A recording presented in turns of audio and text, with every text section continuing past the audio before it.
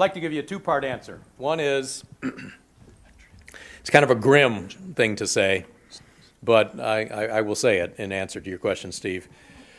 I'm surprised nuclear terror hasn't happened yet. It's not that hard to build an atom bomb.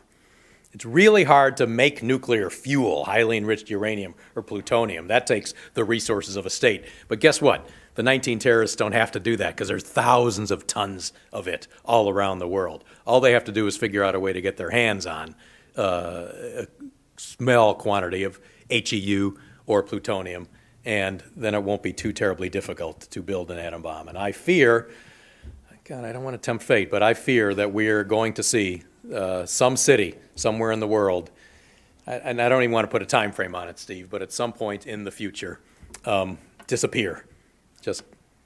You'll just wake up one morning and you'll turn on the NPR news and it'll say City X disappeared this morning in a nuclear cloud.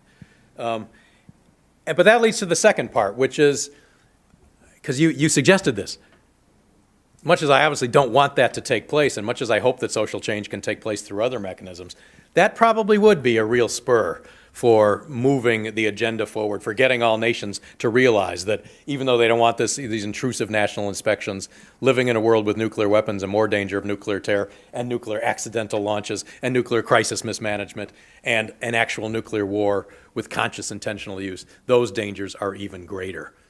You didn't ask about my talk about reinventing the international system, but that too is often generated by crises. As you well know, as everybody in this room well knows, the League of Nations came about, the flawed but yet a major step forward in human history, came about in 1919 only because of the horror of the First World War. And the United Nations came about only because of the horror of the Second World War.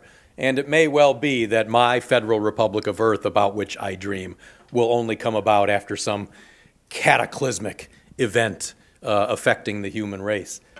But we have to prepare for it now. We've got to get the idea out there now. One reason I'm here today is because I know this history, and I know that this idea that you heard me talk about, and the third of my three components, is something that I bet a lot of people have never heard anyone talk about before, because it's just not part of the contemporary conversation here in the second decade of the 20th century. But it really was for about a 10-year period between 1943 and 1953.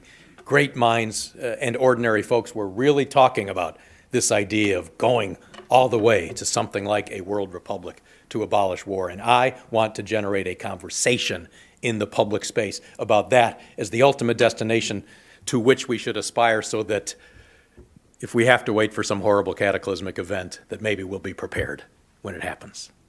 Thanks.